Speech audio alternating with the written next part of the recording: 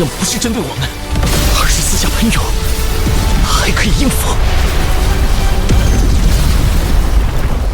众人在小村庄歇息，龙麒麟立在少年祖师身旁，蹭来蹭去，祖师做事要打也赶不走。龙麒麟翘起满是逆鳞的尾巴，把祖师衣裳蹭得千疮百孔。祖师痛心疾首，你吃得太胖了，我快要老死了，不要你了，别蹭过来，我抱不动你，去，走开。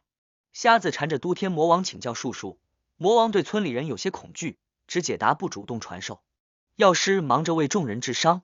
秦牧走入那栋房子，虽可能不是父母的家，却让他感到宁静。哑巴也走进来，粗糙的手掌摸了摸小木马，捡起那件绣情字的衣裳，目光温柔。秦牧看他，哑巴咧嘴一笑。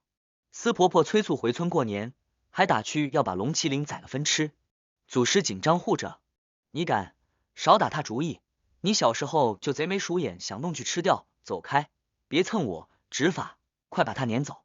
龙麒麟扭着滚圆的屁股走向秦牧，肥的走路时两半屁股不住颤动。众人来到月亮船前，瘸子想弄走，被司婆婆喝骂：死瘸子，你能弄走放哪？放在村里我打瘸你的腿。瘸子作罢，跑去摸巨柱，却无反应，只得退回。他们走出无形屏障，外面已是中午，白雪皑皑。秦牧回头，屏障连同封印的大船和月亮船统统消失，只剩浩瀚森林。村长平静道：走吧，回村过年。第二日傍晚，众人回到残老村，秦牧、司婆婆、马爷张灯结彩，准备年夜饭。瘸子写春联，让秦牧贴在众人门上。司婆婆吩咐鸡圈也贴，村口古树贴开门见喜。一村人坐下来吃菜饮酒，欢声笑语，迟来的年夜饭格外温馨。次日一早，少年祖师和执法长老告辞。大虚中还有无数秘密，临死前能看一看是快事。说罢踏雪远去。都天魔王看向秦牧，魔教主，该兑现承诺了。秦牧正色应允。瞎子、瘸子等人围上来，魔王紧张，莫非你想释放我后再让他们抓我？瘸子嘀咕，这家伙是好帮手，能留下我能偷更多东西。秦牧摇头，逐一解开魔王身上的封印符文。魔王放心道：秦小友，都天与这里永不会再见，你们寿命短暂，对我只是一弹指。秦牧笑说：可以用调鬼潜神符联系。魔王哈哈大笑：你们世界太危险，换我也不来了，永不联系。一缕意识钻入虚空，秦牧仰望，将来谁说得清？村长唤秦牧过去，迟疑道：有些事要告诉你，我在那艘船上，除了许多情字，还找到别的东西。药师，取来。药师取出一面镜子，村长说这是前往无忧乡的路线地理图，已被封印，等秦牧能破解时才能看到。那里太凶险，我不想让你现在便去。秦牧跪拜。村长又道：你身上背的已够多，再加我的担子也算不得什么。今日我收你为弟子，将担子托付给你，从今往后，你就是下一代人皇。秦牧纳闷，人皇，世间已有皇帝，人皇做什么？村长道：人皇不是高高在上，没有权利，只有责任，不是让你统治众生，而是一种心境，一种道义。人皇印在我床底下，你去拿来。秦牧从床底摸出个黑铁疙瘩，8丈大，刻鸟篆重纹。村长说这就是人皇印。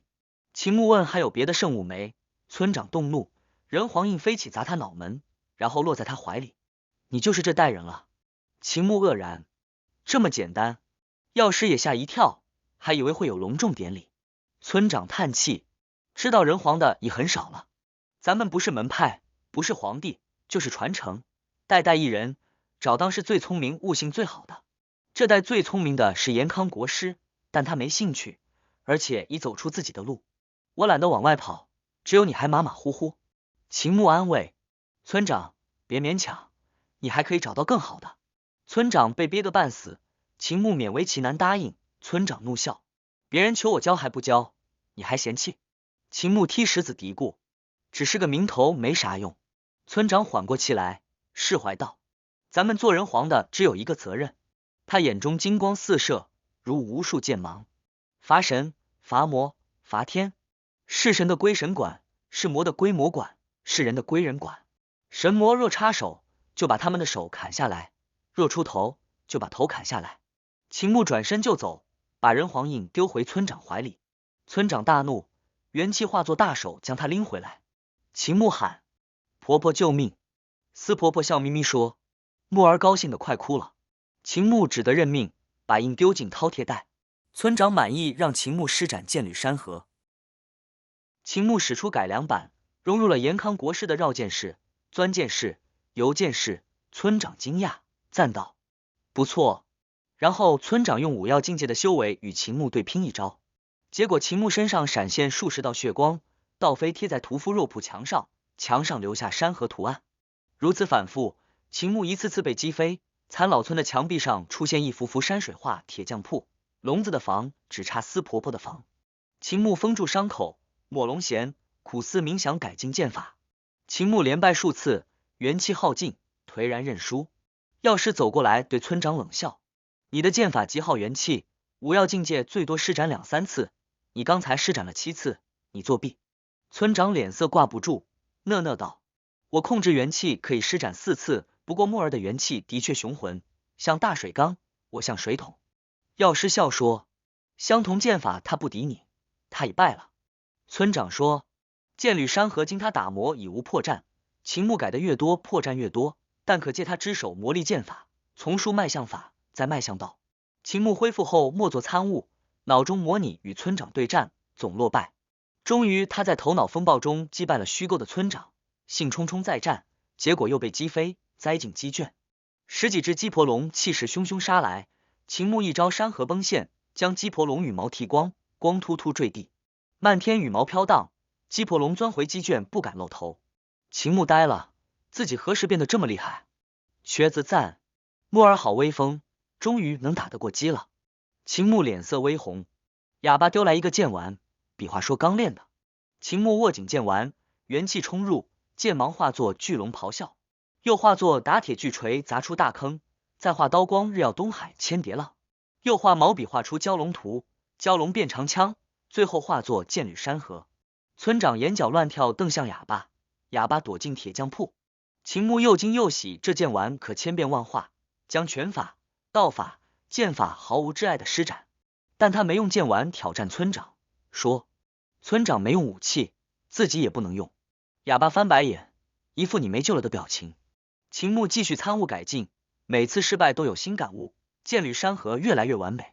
最后他发现已无法再改进，眼界剑势到了瓶颈。他施展落日剑法中的日落涌江，威力惊人，像静饮100年。秦牧叹服，向村长拜倒，行拜师之礼。村长笑道：“起来，没这么多规矩，这些日子我传你剑图其他几招，以你现在造诣不难。”哑巴，坏胚，还有脸出来道贺？残老村的老人们看着这一幕，脸上都露出欣慰的笑容。少年人皇从此踏上了一条充满责任与挑战的道路。